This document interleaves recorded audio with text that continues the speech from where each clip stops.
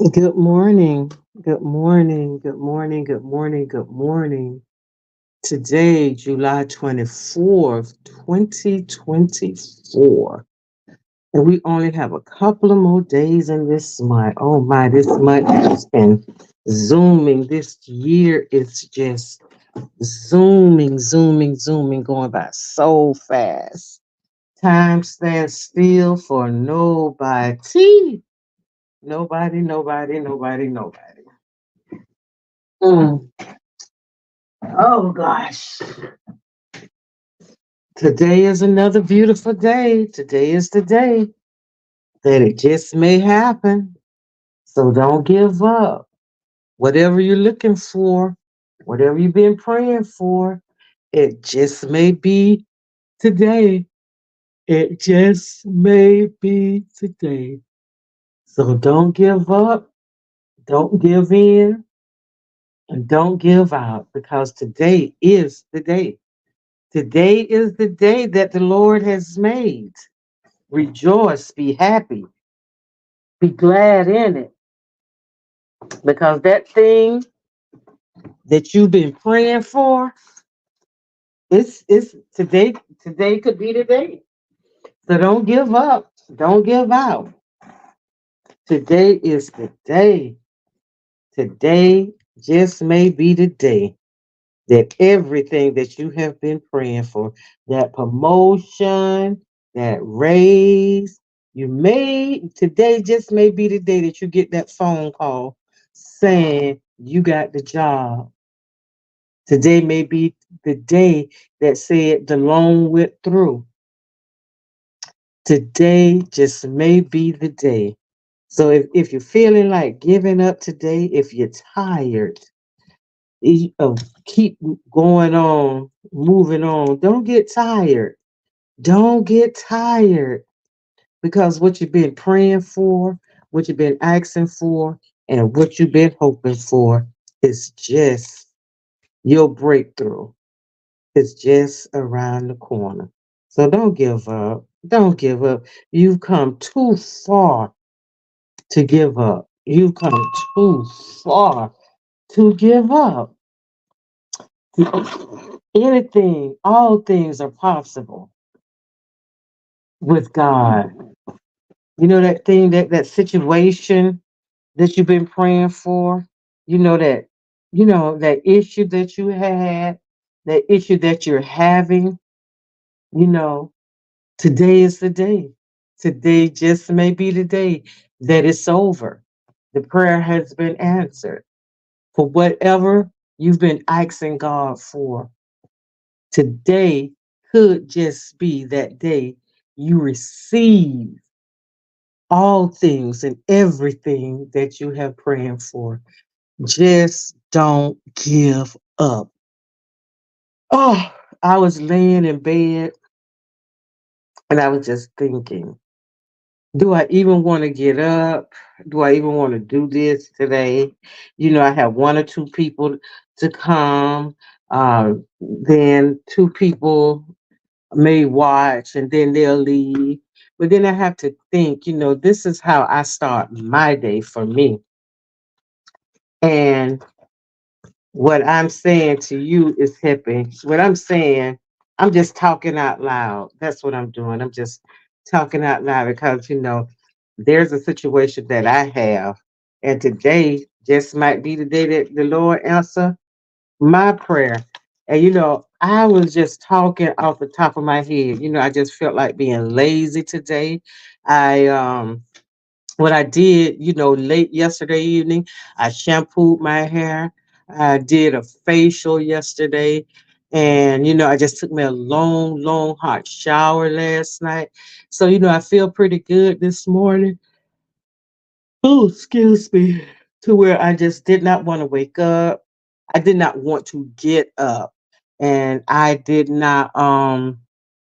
didn't feel like even coming on here. And I said, what's the use? Ain't nobody coming to watch. But then I had to remember why I am doing this. I'm doing this for me. Um, every day I wake up is a blessing and I thank God for it. And I didn't read my daily breads or anything to get my morning inspiration. I haven't done anything. I was just going to lay in bed. And then the first thing, I went into the bathroom, and we do what we do when we get up in the morning. We go to the bathroom, wash our face, brush our teeth, and relieve ourselves and stuff like that. So I was just saying, I just don't feel like doing it today. Ain't nobody coming no way, you know. So, I can just lay in bed. Ain't nobody gonna miss me. Ain't nobody thinking about me enough to even want to come hear what I got to say early in the morning. Not early in the morning, but um, in the morning, because this is people are either on their way to work. There's some people that's already at work. There's people that's getting off that has already gotten off, and there, pretty much people are starting their day. This is the first part, of starting their day, even probably standing in line to get their coffee or pick up a breakfast sandwich or something, this morning. But nevertheless, I just say, I just don't feel like it today. I just wanna relax. I just wanna just chill this morning. So, and I just started saying about don't give. I kept saying it just popped in my head. Holy Spirit said, "Don't give up. Don't give up." So, that's why I'm here this morning. I'm not giving up.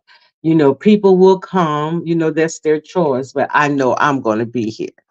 So, and by not giving up, your blessing could be right there in your face. The moment you give up, that's when you're giving up receiving your blessing. You can get tired.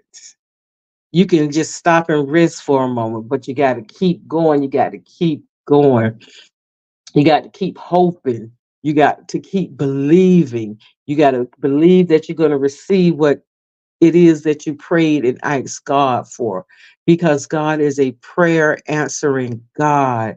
I know that. I know God. He's an on time God. He may not come when you want him, but he is right. He is right on time. He is right on time. And I have witnessed that so. Oh my goodness, I can't stop. Lord, excuse me. I have witnessed that so many times, so many times. And then, I was thinking, I said, Lord, you know what? Um, I come on in the mornings, and that's basically all I do. Just come on in the morning, and I'm not gonna say I try to motivate. I'm gonna say I motivate somebody to listen to this uh, throughout the day, or whenever, someone to listen to this, and I pray and I hope that someone get encouraged, with something that I say. However, Lord, I keep seeing, my subscribers had went is gone down, and I have no control over who subscribe and who don't subscribe and who unsubscribe. I have no control over that, because I'm going to talk about what I talk about. I'm not talking about the foolishness of men. I'm not going to talk about that. My life does not that's not my life. That's my life does not consist of foolishness.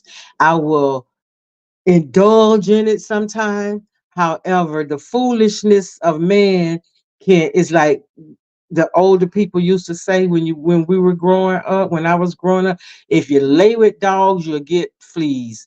And if the dog got fleas, you will flee. Birds of a feather flock together. That sort of thing. And I had started I had just started seeing some things on YouTube that, I don't want to be a part of. So, people love to gossip about I do people love to gossip about things they know and things that they don't know and things that they assume. So, of some assumptions. When you're assuming things, that means you really don't know.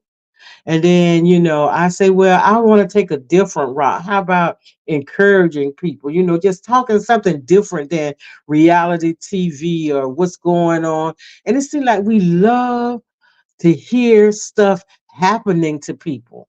We love to hear how bad somebody else got it. We love to hear about somebody else's downfall. I regardless of what I got going on in my life, I don't ever, I don't care who it is.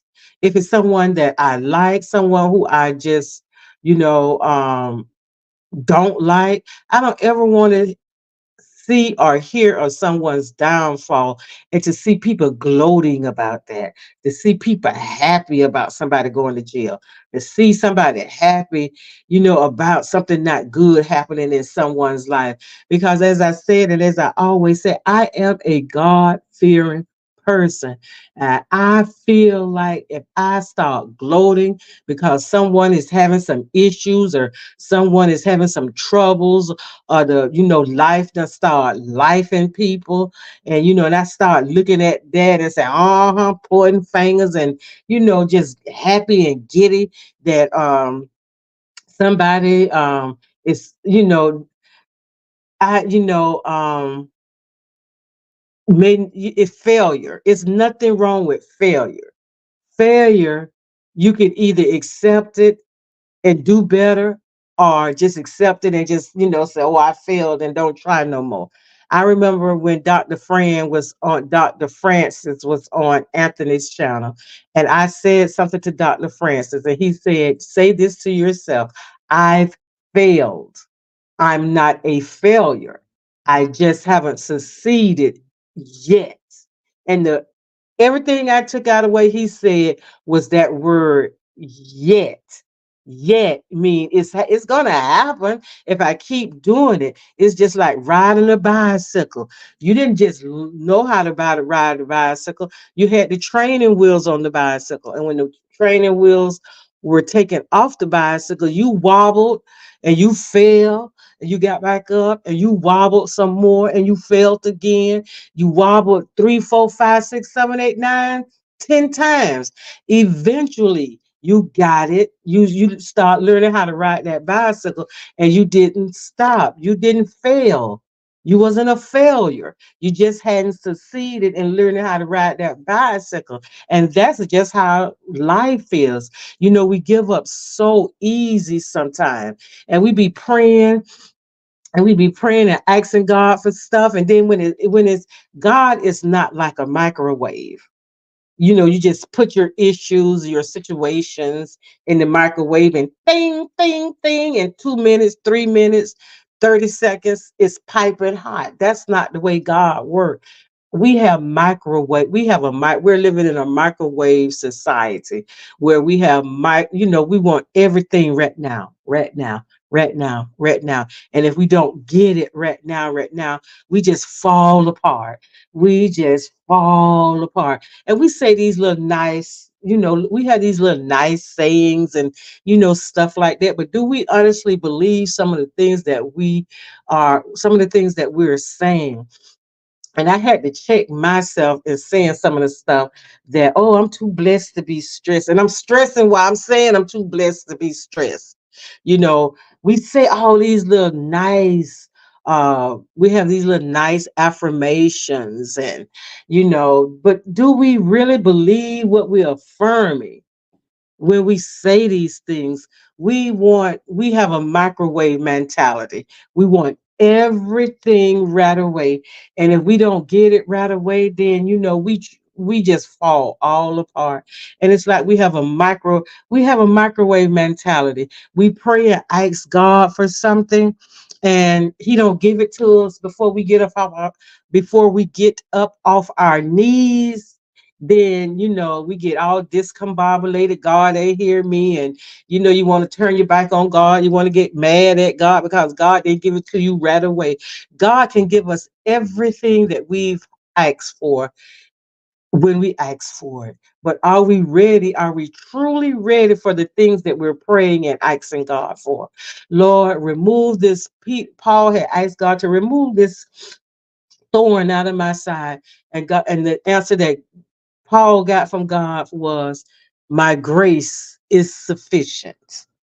My grace is sufficient. And I had an issue with that. How your grace gonna be sufficient when I still got this problem, when I still got this issue? How grace is gonna be sufficient for me? the more I learned about God, the more I studied God's word, the more I listened to God, the more I started, asking questions. And then to I began to see how God's grace is sufficient. I may not have everything I want, and everything I want is not everything I need, and I was getting angry with God because I was asking God for stuff. I was telling God what I want. And in the word it says, seek and ye shall find. Ask. You don't tell God. It's just like your parent. You don't, well, you ask them for things. You don't tell them, because when you start telling me things, then I start feeling some type of way about that.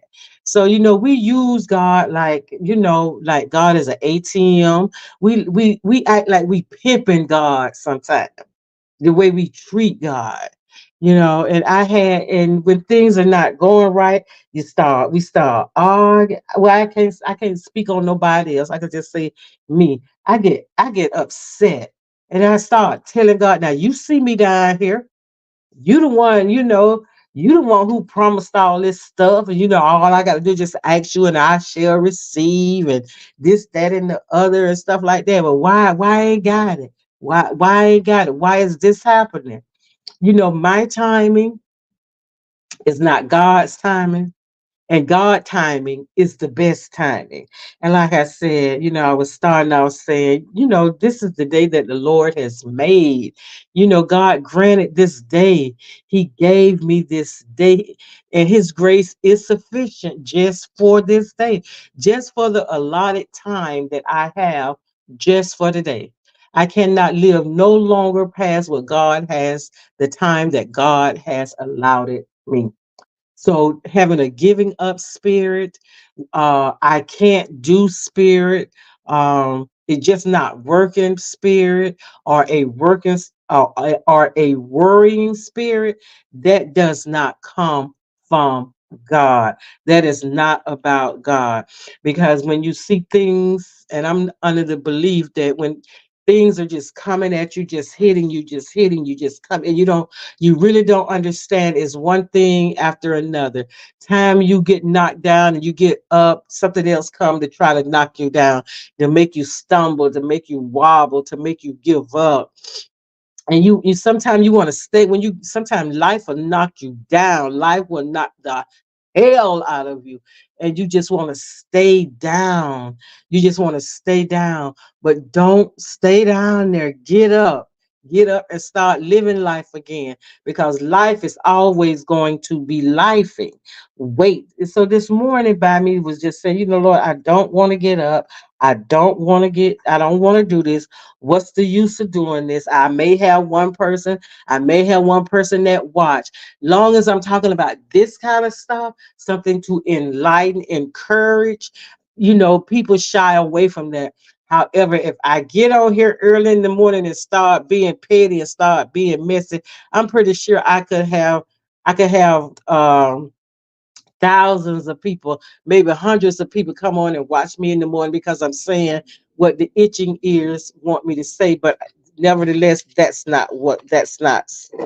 is not what's going to happen. So as I said, today is July 24th. Today is Wednesday in the year 2024 to 2024. So, and today's reading, I wasn't even gonna read it. I wasn't gonna do nothing. I was just gonna chill out and relax. And I give myself a certain time limit to do things. I give myself time to do things. So I say, you know what? It is what it is. I'm just not doing nothing. I'm gonna lay here. Ain't nobody gonna miss it. Ain't nobody gonna miss it. But then I would have been feeling bad all the rest of the day, because I would have let myself down. It's not about letting anyone else down. It's about letting myself down. And good morning, Lady B. Thank you for being here this morning with me. And the word for the day, it says, waiting for God to answer. And see, I had no idea that's what I would have been reading today, because I'm talking about not giving up. You know, you know, um, personally, on a personal tip, I really do want not to do this, but it's just something inside of me compelling me to do it, to keep on doing it, regardless of whoever be here, to keep on doing it. You know, when I started back doing this, my first view, um, I got over 1,000 people, 1,000 people, viewed it because I was responding to something that someone else said. And just like I said earlier, people like mess. People love mess. I don't understand how you can get up in the morning to be blessed, to get up in the morning, to be blessed to be in a big, beautiful home, to be in a big, beautiful apartment, to be wherever you're living, long as you got walls, you got a roof over your head, you got electricity. You go in the kitchen, you got food in your refrigerator, you got food in your cabinet. You go in your closet, you got so many shoes that you couldn't even wear the shoes that we did, the clothes and shoes and the stuff that we have. You can't be wear but one pair of shoes a day. You can't wear but one dress a day. You can't cook but one meal a day. You could, if you're retired or a stay at home mom, you do what you do. And then we wake up in the morning, want to listen to mess. I wake up in the morning, I want to hear something positive. I want to hear something that's going to push me, something that's going to encourage me. Because sometimes we wake up in the morning and our spirits are so low because we're still facing a situation. We're facing an issue. We're facing a crisis. We don't know what to do. We don't know what to do about what it is we don't know what to do about. And to hear something to encourage, to uplift, to motivate me to want to get up in the morning and just to keep going, just to keep going, just to keep going. I want to hear about somebody else's problem. Yeah, everybody got problems. Everybody got an issue. Me and my daughter was talking about that, and and she had just brought back to my remembrance. We were talking, and she was saying, yeah, everybody. And I said, you know what? Everybody always talk about everybody got problems, but I ain't worried about everybody problems. I can't solve everybody problem. Some people got it worse than you. I don't care who got it worse than me because I am going through what I am going through. That's what I'm worried about, what I am going through. What I'm going through. I don't know about nobody else's issues. I don't know about nobody else's situations. I don't know about nobody else's problem. All I know is about what I am going through. And that is what's most important to me. Can I empathize or sympathize or be compassionate towards someone who's going through something? Yes, I can, because I'm going through it and I understand the feelings that a person have when they're going through something. So my thoughts are not about, oh well, somebody got it worse than me. I'm worried about. I'm not worried about, but my thoughts are not on others. My thoughts are on what I am going through, and I need help to get through with what I'm going through. And so that's why I come on in the morning. That's why I talk about the things that I talk about. I don't talk about somebody business. I don't talk about somebody going to jail. I don't talk about other people misfortunes, because just like your blessing is walking towards you, just like the blessings and the things that I have asked God for are walking towards me. I could turn the corner, I could walk out this building this morning, and the answer to all my prayers could be standing right there in front of me. You know, the answer to there is a solution for every problem. There is and a solution. You just got to either wait for it, you got to wait for it. Nothing just happens. Nothing just happens.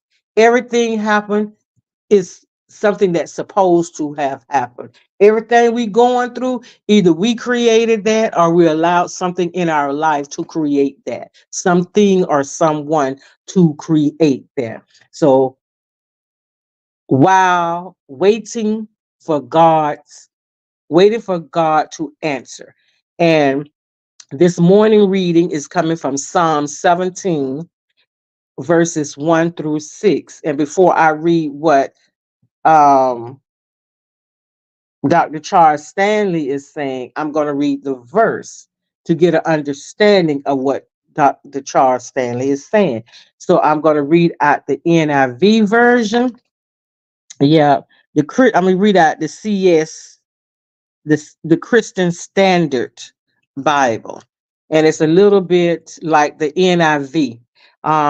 It says a prayer for protection, and this is Psalm 17 verses 1 through 6.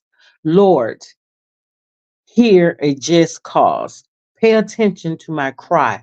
Listen to my prayer from lips free of deceit. Let my vindication come from you, for you see what is right. You have tested my heart. You have examined me at night. You have tried me and found nothing evil. I have determined that my mouth will not sin. Concerning what people do, by the words from your lips, I have avoided the ways of the violent. My steps are on your path. My feet have not slipped. I call on you, God, because you will answer me. Listen closely to me. Hear what I say.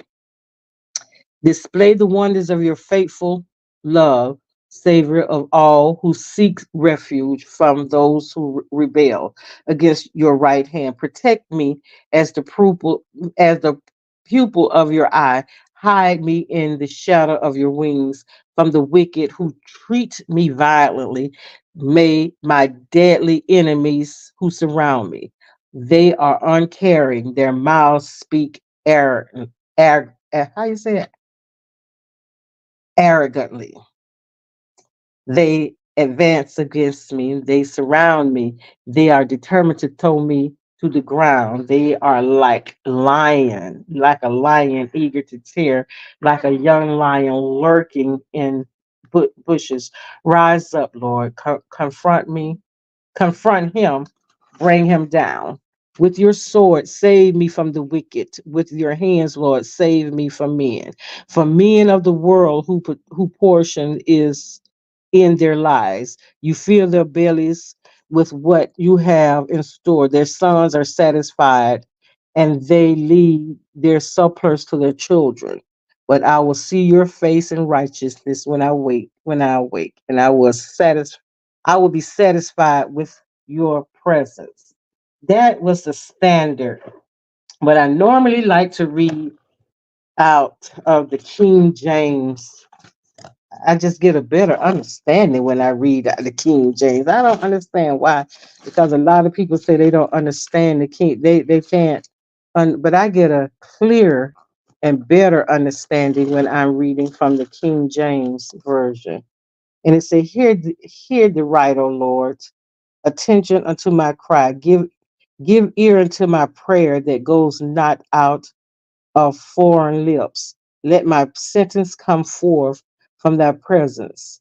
Let thine eyes behold the things that are equal. Thou hast proved my heart. Thou hast visited me in the night. Thou hast tested me and shalt find nothing. I am purpose that my mouth shall not transgress. Concerning the works of men by the word of thy lip, I have kept me from the path of the destroyer. Hold up my goings in thy path, that my footsteps slip not. I have called upon thee, for thou wilt hear, O God. Incline thy ear unto me and hear my speech. That was the first 6 verses. And the reading for today, waiting for God to answer. Yesterday, we learned several reasons why prayers might seem to go unanswered. And the reason why prayers seem not to go unanswered because we have waving faith, wrong motives, conflict in relationships, lack of generosity, and we are so indifferent. We are so indifferent to the plight of other people. Just like I was saying, I don't care when I'm going through something, and people say, oh, well, somebody got it worse than you. I don't care about somebody having it worse than me. That's being indifferent. that's being very indifferent because I'm being selfish. All I'm thinking about is what I am going through at that moment. I have to see my way clear. But Pastor always say, when someone is going through something in church, he will always call them up to pray, because even though you're going through something, you can also pray for others that somebody else might be going through something. And I'm learning, and I've learned, even though I'm going through it, I do have to be sympathetic to other people. I do have to be empathetic and have compassion, because somebody, I can't say, well, I'm not worried, I don't care about what somebody else going through at that moment. And I am so honest. When pastor is saying something, teaching Sunday school and teaching Bible study, and people say, oh, somebody, and I say, I don't care about what they're going through. I'm caring about what I am going through at that moment. And then when you know better, you learn better, because when you can pray for someone else when you're sick, and you can pray for someone else that's sick, that's when your healing began, because now you have gotten all that worry out. You done got all that stress out because you are praying for somebody else. And what you're praying for somebody else, God is gonna bless you with what you're praying for someone else for. And when you have compassion and empathy and sympathy for other people, and start caring and start, well, I'm not worried about what somebody else going through. I don't care about what somebody else going through. But when I stop saying that, and when I stop doing that and being empathetic to other people, I start seeing God answer my prayer. Not, and sometimes God will answer our prayer just the way we want it. However, most of the time God will answer a prayer, and it could be better. It'd be 100 times, Lord, I ain't asked for this, but Lord, I thank you for this. I thank you for this. It's not what I asked for, but Lord, thank you. Thank you. You could have a problem. You could have a situation going on, and you don't even see your way clear. You don't know how you're going to get out of whatever it is. You don't know how that bill is going to get paid. You don't know. You don't even know where the money is going to come from to do what it is that you need to get done. You don't know where it's coming from. But all of a sudden, things begin to work out in your favor when you have empathy for other people, when you're compassionate to others, you have compassion for someone else. And then when somebody is sitting down and they're telling you their issues, you don't say, oh girl, I'm going through the same thing. No, it's not that I don't want to hear what you're going through. It's just like just telling somebody, girl, this is what's going on with me. And I can sit there, and in my mind, while I'm listening to that person, I can pray for that person and praying for that person. And then, just, forgetting the troubles that I'm going through, forgetting that I'm trying to rob Peter to pay Paul, and Mary got her hands stuck out, not knowing where this money is going to come from, don't know where, not, don't see nowhere how these ends are going to come together to make a whole. Don't see it. However, by sitting with someone and listening at their issues, and giving them encouragement, giving them words of hope, and just keep going. God did it that time, girl. He did it that other time, and that other time, and you remember that time before then, and that other time he did it too. So if he did it way back then, God don't change. We do.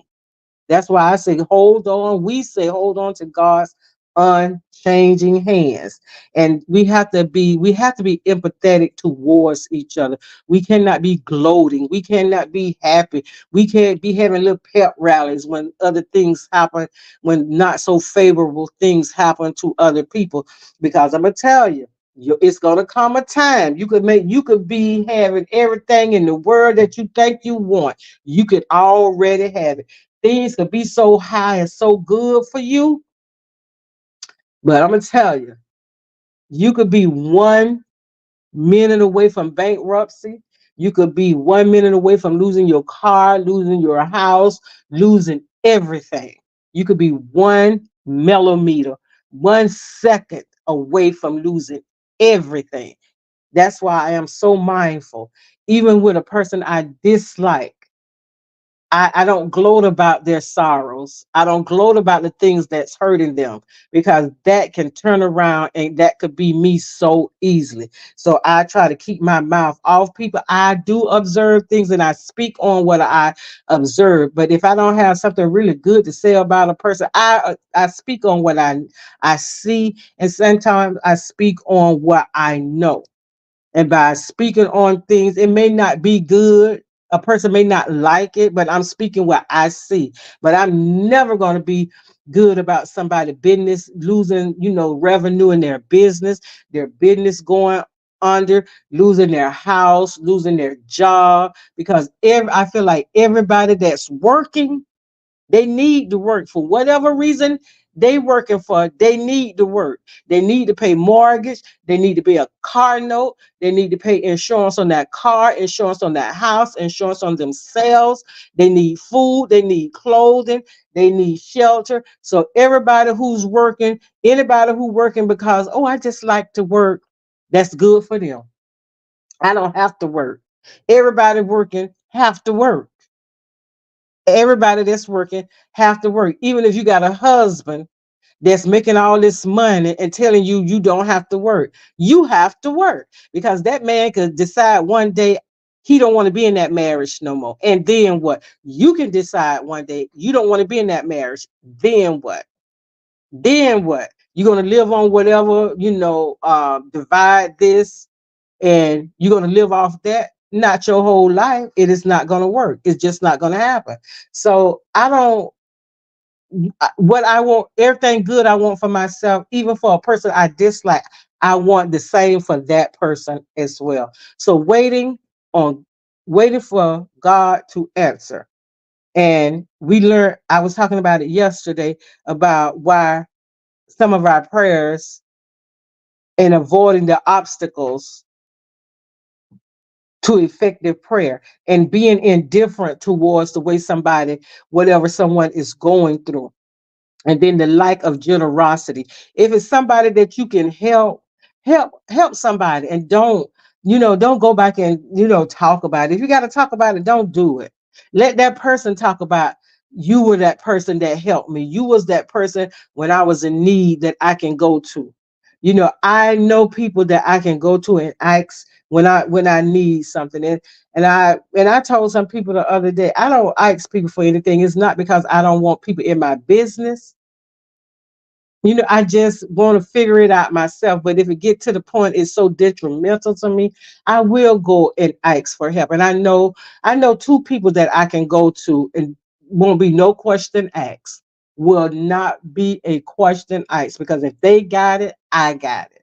And they know that I'm good for it. And then when you got conflict in a relationship, when you at odds with someone, and you're being resentful and you're being argumentative, God is not pleased with that.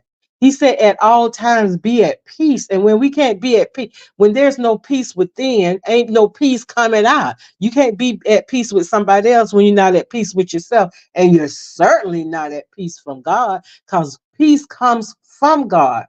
So to have peace from God, you got to have peace with God. Then you got to have peace within yourself to be able to be peaceful with someone else. That's why I've learned, and I'm learning how not to get upset with people. And my people always tell me, when I say I feel sad for that person, I really feel, well, why you feel sad for them? Because the turmoil that they're going through. Hurt people don't hurt people. Hurt people try to hurt people. They're hurting. So if it's just like they say, misery love company. If I'm miserable, everybody else is gonna be miserable. The devil is a lie. You're gonna be miserable all by yourself. And then it said we have wrong motives. When we pray with wrong. Lord, I hope they just get in a car accident. You ain't got to let them get hurt, Lord, but let them get in a car accident. You don't pray a prayer like that for nobody. You don't pray prayers like that. You don't pray prayers for somebody to get hurt. You don't pray prayer. I pray she lose her business. I pray her business go. I hope she lose. Those are not the type of prayers that you pray. But God said you can pray a prayer of conviction. We can pray for a prayer of conviction and let God do what God. You can't tell God what to do when He getting ready to do what He's gonna do. You can't tell God how to bless someone. You cannot tell God how not to bless someone. You just pray a prayer of conviction and hope God touch that person's heart and that situation could be turned around. And when you pray to God, you cannot have wavering faith. Your faith has to be unwavering. If you're going to pray about it, don't worry about it. If you're going to worry about it, don't pray about it. Because God is a God, God is consistent. He don't waver in his blessing. God is a consistent God. We're not. We are inconsistent people. So we have to learn how to wait for God to answer our prayer. God may be waiting. Let's think about a time when our heart is right and our petition is in line with the Lord's will, but he remains silent. Oh, when God is silent, I have learned when God is not asking my prayer right away, God is up to something. And I'm learning waiting is not a virtue for me. Patience is not a virtue for me. I tell people I don't like to wait. And patience, I never prayed and asked God to give me patience. I never said, Lord, give me patience. I never said that to God, and I don't ever think I will say that to God because I'm just under the belief when I start asking God for patience, God will give me something that will require me to have patience. And I'm just not I'm learning how to slow down. I'm learning how to wait, but patience take a long, long time. And you have to go through a lot of things to get patience. And that's what I'm afraid of going through things that just I would so easily walk away from that I just don't have time for I would just give up. And that's what I was saying this morning. Don't give up. Don't give in. Get tired, get weary, but don't give up. God may be waiting because our longing for him is in danger of being replaced by our desire for something else. Mm. God may be waiting because of our longing from him is in danger of being desired is being replaced by our desire for something else. Wow. And that just hit me in my face so bad. I had came home from church Sunday, and when I came home, I had I took my clothes off, took my makeup off, and you know, I start making some dinner for myself, so it's just me, so I don't have to cook a lot of stuff, and I don't need I just cook what I wanted to eat. So it started raining, you know um it was start raining early, and it started raining, and it was just so dreary outside in my apartment. It was so cozy and comfortable. And then, I just left church, I heard the word, and I'm still basking in that, the glory of God's words being spoken. And it was a song that just kept going over and over in my heart about how amazing God is. And I just wanted to be in the will. I just wanted to be in the will of God.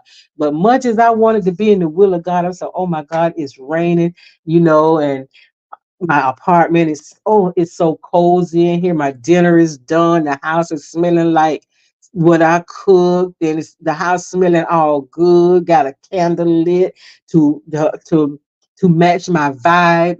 The candle just made everything just come together, and it was so relaxing. It was so chill, and it was just a vibe. I just had a vibe going, and it was raining outside. I said, "Oh my." All I need now is somebody to be cozy with. And I had to cast that thought out. I had to cast that thought out. I said, because you know what? I am going to wait for whatever and whoever God has for me. I know I could pick up the phone and invite someone over, but I said, you know what? I'm going to wait on God. I'm going to wait on God. And I have made that vow to myself, and I have made that promise to myself. I'm going to wait on God to see what God got for me. So, sometime in waiting on God, things will come up to distract us. you know. So we just have to keep continue to wait and to be steadfast. Unless we're careful, and such desires could divert our attention from the Lord. So he could be waiting for our focus to return to him. At other times, God used delays to prepare us for greater blessings or future service. He could be protecting us from consequences, or he may want to strengthen our trust. Strong faith means believing him even in trial, persevering while awaiting an answer, and being confident that he always keeps his promise. And that's what I hold on to, that God is not like man that he should lie. And that's what I love about God. God is not like people.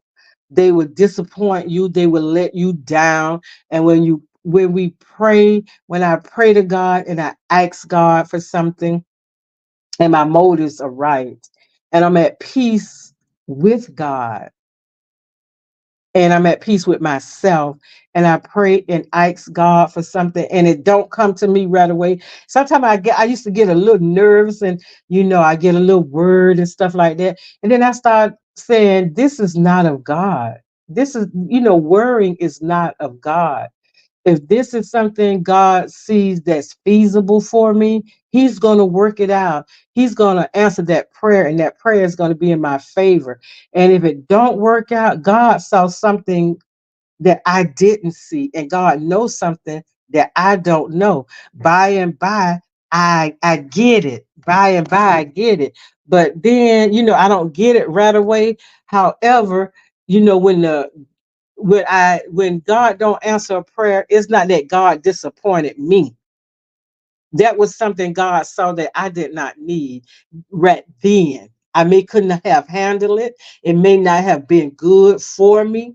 So God didn't say no. He just said, just not right now. And then as time go by, and I think about it and I see it, that I be so, oh, I'm so glad God did not. Oh, I'm so glad I did not step outside of the will of God to do this on my own.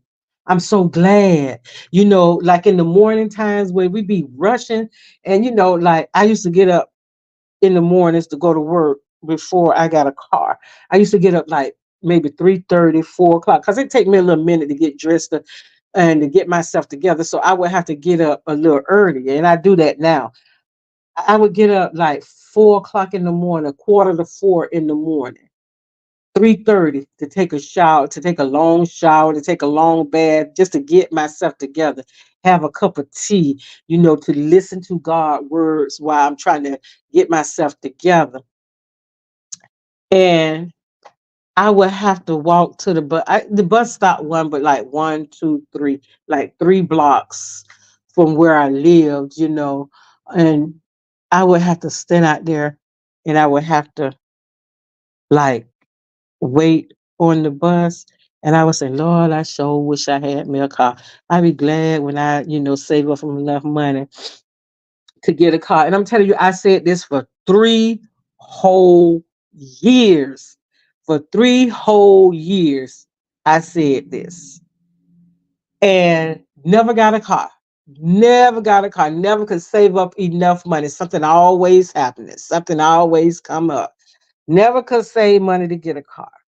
And I began to get discouraged. I really began to get discouraged. And then the pandemic had came. Now I am my mom's primary caregiver, so I can't be out in the world around people. So I had to be separated from my job. Wasn't fired, didn't quit. I quit because of medical reasons. Because at that time my mom was sick and she was in and out the hospital. And I am the only child, so I am the primary caregiver. Got to take her to the doctor, got to take her to the whatever, wherever she needed to go. I got to be the one to do that. My daughter at the time, she was working she was a coder, a medical coding and billing. She was doing that, and they shut down their offices to where everybody had to work from home. So she had to work from home, and she just said, I'm so sick of her. She had been on that job for like 3 years, 2 years, 3 years. And every day after the first year, I'm sick of this job. I don't like this job. And I got sick of hearing that every day, every day. So one day I told her, I said, if you don't like that job, quit it. But you don't quit that job until you got something else better than that job. So months went by. So we into the pandemic heavy. So then she said, Mom, I'm gonna quit my job. I said, what are you gonna do now? She said, I just signed up to go to school, the to get my nursing license. I say, okay, are you accepted? I'm gonna hear back from her. So when she heard back from the people, she worked for a while, and then now it's coming up on school. School is getting ready to come. She don't quit her job. And she said, Mom, I'm getting me a new car. So you can have that. You can have my old car. You can have Ruby. So you ain't got no job. You don't quit your job. You got a child getting ready to go back to school. School's closed. School clothes has got to be bought. You done got a brand new car, but you don't quit your job. And I said, so how is this gonna work? So she said, Ma, you always saying how good God is and He will supply all my needs. So I need to go to school to do better so I can do better for me and my daughter. So I said, you know what? As long as you don't prayed about it and God gave you the answer, and He said for you to take this step. So taking this step, you got to believe, and you got to believe what you're asking God for. You got to trust in God that He will do it, and you got to have to have faith enough when the going gets tough. You can't back down, and you can't get all discombobulated. She said, "Mom, I'm ready. I'm ready." And my daughter, 16 months later, my daughter graduated from nursing school. Car payment paid every month. Granddaughter still went to school, 6 pair of shoes, a month worth of school clothes to where she didn't have to wear the same thing every day. Everything worked out for the good of the Lord, for the glory of God, and for her good.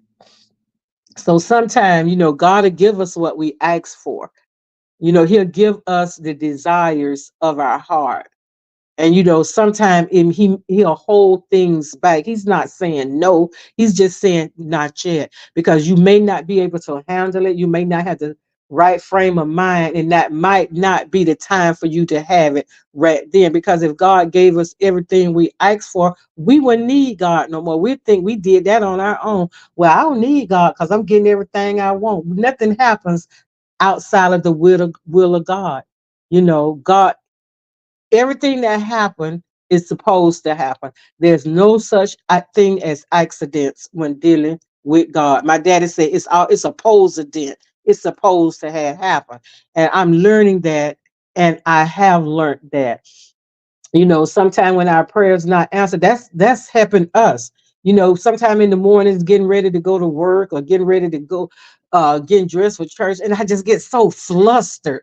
I get so flustered, and I be rushing, forget the keys, got to come back upstairs, get back on the elevator, to get my keys, they left my Bible, they left my whole Bible case on the bed.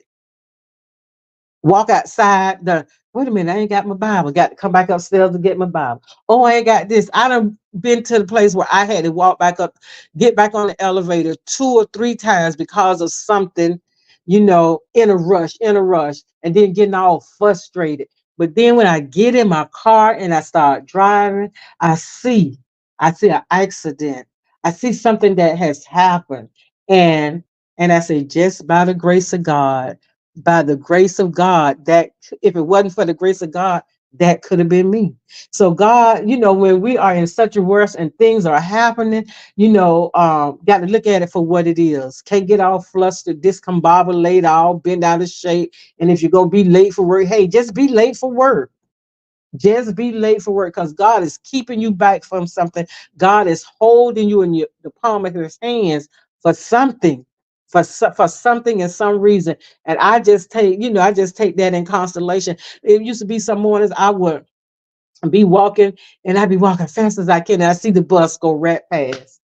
And I'd be saying, oh man. And I'd been left out the house early enough. I got up early enough and the bus just passed. I'd be a block away and the bus just passed me by. And I said, oh my God, but I can't call off. I just don't want to call off. I'm working towards this for this week. I'm working towards to put more money to do this. And then I get home and I open the garage and I sit out in the garage for a moment and I call me an Uber. And from where I was living, oh, I live miles from where I was living because where I was living in Lehigh, I would have to go all the way to the beach. And I call me an Uber and I get to work and I'm just feeling like, oh man, I spent that money. It was cheaper than a cab, much more cheaper than a cab to get to work. But then when I get to work and I start working and my mind is off of it and I'm waiting on a customer or something like that, and they say, here, they'll put a little hold out their hand all balled up. Here's something for you just for being so kind and being so thoughtful and just taking the time to prepare all these sandwiches for me or making a platter and I didn't call in 24 hours. Here's just a little something for you. Sometimes it be 20, 30. I've gotten $50. I worked at Dollar Tree and this guy came in and I was working at Dollar Tree during the Christmas holidays and this guy came in and he was looking so sad and we were just talking and he said, I really don't. I say, Merry Christmas. He said, well, it's not going to be a Merry Christmas for me. He said, but my girlfriend is flying in tomorrow. And he said, I said, well, why? I said, this is the time of the year. I'm so happy and jolly. He said, not for me. He said, my father passed away, during the Christmas holidays. So it never, and I was just talking, I said, look, your girlfriend is coming. Your dad wouldn't have wanted you to be this way. He wouldn't want you to feel this way. And you shouldn't be alone and you shouldn't feel this way. And we were just having a conversation while I was ringing his stuff up. And by the time he walked out, he was, he was smiling and he paid what he paid for. Ain't nothing in Dollar Tree over $1.25. And he gave me $100. His what is he bought his girlfriend a card and he bought like a dozen balloons and stuff like that and some chocolate candy. He bought all candies and stuff like that. So I was showing him how to make up a nice pretty basket for her and go and get her some nice expensive perfume or something like that just to welcome her. So when he paid for his purchase, he said keep the change, and the change was like 50 some dollars. So, when things are happening and you got to spend the money, even at Publix, we wasn't allowed to take tips, but if they insist that we get it, the manager said, just go ahead on and take it. And sometimes that be money that I be needing because it'd be money that I had spent. So, we have to wait on God. We have to trust in God. We have to believe in what God is telling us to do. And we can't give up. It's so easy just to give up, but you just got to keep going and keep going and keep going because at the end of the day, not 1 minute after, not 1 minute after, your blessing is in view. Sometimes it could be so close that you can touch it, you can feel it. My daughter is going through a situation right now to where she is I was telling her yesterday, she said, oh, I got to do all this packing. She's getting ready to move and she got to do all this packing and she's not just feeling her best. I say, you know what? The more you pack, the better you're gonna start feeling. And when you move out of here, you're gonna feel much better because you're gonna be in a place where you're gonna be feeling comfortable. You're gonna be feeling relaxed. So it's the going through sometime that makes us want to give up. And when we're going through things, we want a quick solution. But in every test that we go through, there is a blessing in the storm.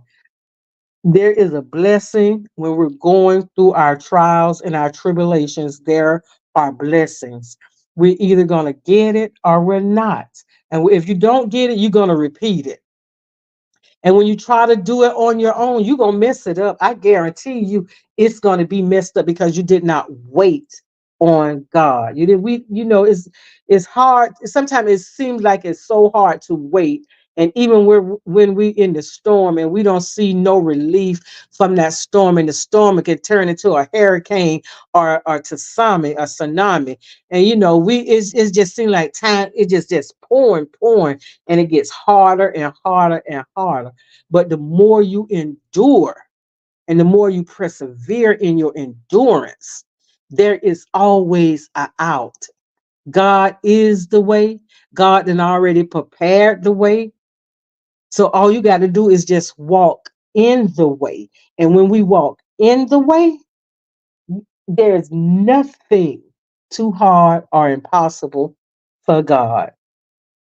And yeah, at times God do delay, because delay does not mean denial. That means he is preparing us what he has prepared for us. He said, I prepare a table for you. So when we don't get the answers that we're seeking right away, God is preparing that table. God is preparing us for what he has for us, and it can be better than anything that we can think or imagine. He may want to strengthen our trust in him. Just because I'm not answering you right now, I just want to see how long you can hold on until I do answer. And sometimes to hold it on, your arms get tired, you get weary, you want to let go, you want to give up. But the moment that you give up, you've missed your you have missed the promise of God. You missed that blessing. God, even though we're going through trials, he still want us to pray about it. He want us to talk about it. He want us to be confident in knowing that he's going to keep his promise. That man is not like man, God is not like man, that he shall lie, that he should disappoint us, that he should discourage us. God is not like that. And I thank God for that. But keep in mind that unconfessed sin hinders our prayers. So if an answer seems on hold, it is wise to examine ourselves.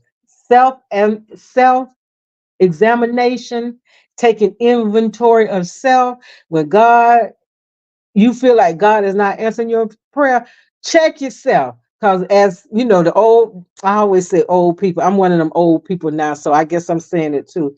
It's a dead cat on the line somewhere. There's a disconnect. There's a flushing that needs to, go on. You're constipated. You need something to relieve that. You need something to relieve that, and so you can have that even flow. There's a blockage somewhere. So self inventory, self examination, examining ourselves. We can always see what's wrong with somebody else, but you can't never see what's wrong with ourselves. you know we can always ask, why is they like that? But we have to sit back and think, why are we examining somebody else? Why are we all up in somebody else's house washing their dishes and cleaning up their bathroom? Got a sink full of dishes in your bathroom, your own bathroom. You got your hair products and everything else, all makeup and all that, all over the bathroom. Clean up around your own door first, and then and see your way clear. Then you make and go and help somebody else. And self examination. self examination. And if the prayers ain't being answered, yeah, my pastor say that all the time. It's a dead cat on the line somewhere. And for some reason that just sticks with me because I examine myself. I look at myself. I'm gonna tell you, when I there's a situation going on and someone feeling a type of way about me, and I want to understand, okay, what happened. And so I don't go to that person right away. I have to look at me. Okay, what did I do to complicate this? What did I do to upset this person, to make them stop talking to me, or make them stop, to make them, to have the attitude that they're having? So I examine, what did I say? What did I do? What did I not say that I could have said? And when I don't find no wrong in me, because you got to be honest. If you don't be honest with nobody else, you got to be honest with yourself. You got to be honest with yourself, because we know the moment that we've done something. We know the moment that we've said something. So you got to be honest with yourself when you examining yourself. When you are taking self inventory, you know the things that you need to throw out. You know the things that you need to add, and you know the things that you need to take away. And you have to be you got to be honest with yourself. And you could not be honest with yourself and keep going the way that you're going. Don't see nothing wrong.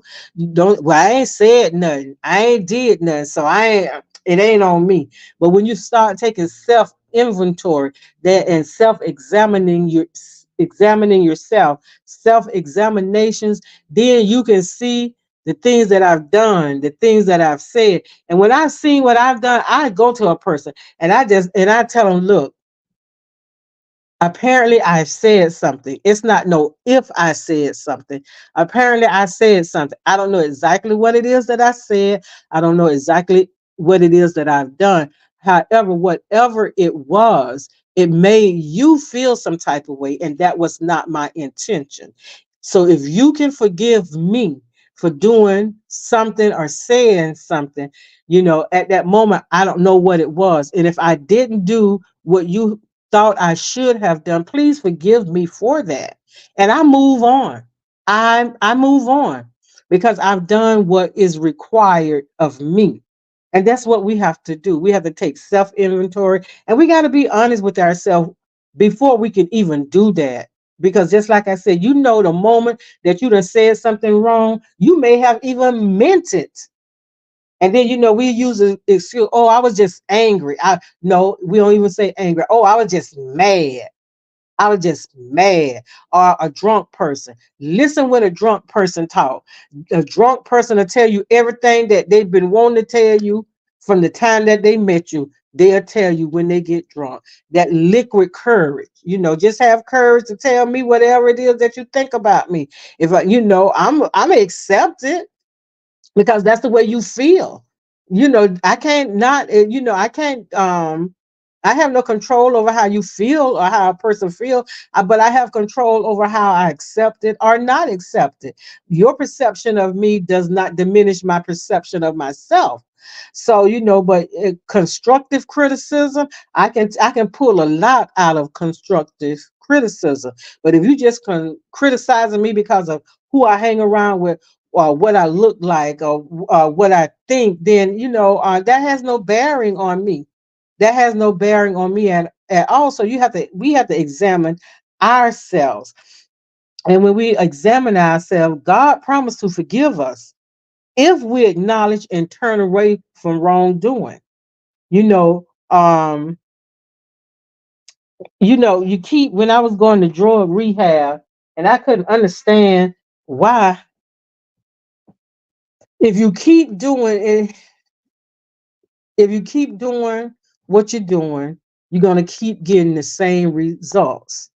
And they were saying, if nothing change, nothing changes. So if you're going to keep on doing what you're doing, you're going to keep on getting the same results. If you're going to keep on talking the same way, you're going to keep on feeling the same way. If your heart keep on being black and hard and dirty, you're going to keep, you're going to keep feeling the way that you're feeling. But when you change, when you began to Say, you know what? And when you purpose in your heart, I'm going to be at peace at all times with people. I'm going to try to be at peace. No, I'm going to be at peace because that's a choice to be at peace with someone. Because before you could be at peace with someone, like I said, you got to be at peace with yourself. And before you could be at peace with yourself, you got to be at peace from God because peace comes from God. And when you're at peace with God, you get peace from God. And so, whatever person is feeling about you, whatever person is thinking about you, that is not going to disturb your peace because, look, I'm at peace with God. So I'm at peace with myself. And what you say about me, what you think about me, it does not affect me one way or the other. It's my choice. Do I want to lose this peace? Do I want to lose this joy? Do I want to lose this vibe that I'm vibing in? Do I want to lose that? Good morning, Willette. Do I want to lose that? No, I'm not going to lose that because of somebody else. No, no, ma'am. No, ma'am. No ham, no spam, no cheese. No, ma'am. I'm not losing my peace to make someone else feel better. No, I have learned and I'm learning how to walk away from people and situations because I give you a warning. I'll let you stand up there and say what you need to say. And I'm going to look you dead in your eyes. And then I'm going to tell you, I'm going to walk away now. If you're done, I'm walking away. And I'll turn my back and I'll walk. Or either I just back up because I don't trust you. And I'm backing up from the situation. And when I start backing up from a situation, that means I'm done with that and I'm done with you as well. Um, so we know, we got to wait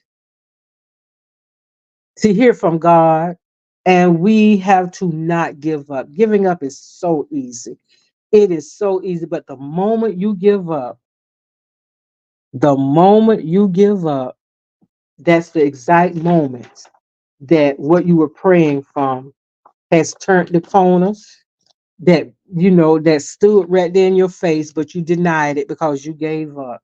Just for the day, whatever you're going through, whatever issue, whatever situation you're going through, the circumstances of life, when life is just lifing, don't give up. Hold on to God's unchanging hand because trust me, if you don't, but just trust in God. You don't even have to trust me, but just believe me from out of experience. Don't give up. Your answer is on the way. It may come today, it may come tonight. Don't give up. Keep praying. Keep holding on to God. Hold on to God's unchanging hand. Because if nothing changes, nothing change. And you done come this far, you might as well keep the course. You might as well keep going. Because if you look at where you done came from, you done came too far to turn around. And God done did so much. And God will not bring you this far to let you go. God would not have been keeping you, holding you, pushing you, pulling you for you to turn around and say, I give up. I'm tired. I give up. Just for the day, let not your heart be troubled. Neither let it be afraid. Keep going. Keep going. Your answer, you coming out of that storm. The storm is almost over. And you're going to be saying the storm is over now. The storm is almost over. The situation wasn't as bad as you thought it was. And yeah, life be life, but look at the alternative. I'd rather have life than have the alternative. So I'm going to say peace out, deuces. And I just, yes, auntie, you so right. And I will let you know cause just 10 minutes ago, you will be so proud of it. Okay. Okay. I'm looking forward to that. I'm looking forward to hearing what happened. I truly am, Willette. So just for the day, just for the day, if you can make it, and I know you can, and I know you will, for the one for Lady B, for Willette, and that one person you know, that done stuck in here that's watching as well. You can make it. You can do it. I got confidence in you, and I believe that you can, and I believe that you will. You're going to make it. Just hold on just a little while longer. That thing that you've been asking God for, everything, everything. God supplies all our needs, everything. And there's nothing too hard for God. Just sit back and think about the times He brought you out of that thing and that other thing and that other thing before that thing and the thing before that. Think about the goodness of God and where He have brought you from, and just give God a shout of praise, a shout of thanks, and then start thanking God for the things that you have already prayed for. Give God a thank you and a shout of hallelujah in advance, and just start and see how good it's going to be. I can't give you an exact word: good, better, great, amazing. You know, there's no one word that can awesome that can describe the goodness of God. Because when you get one word, another word to come along. And God, there's one thing God can't do. It's one thing God cannot do, and that's lie. So that is lie. God cannot, will not, shall not lie. So if you ask for it, believe that you're going to receive what you're asking for. It may not come how you want it. It's going to be better than you can think or imagine. Just for the day, just for the day. Hang in there a little while longer. Your answer is on the way. Peace out, deuces, and I'll holler. Bye.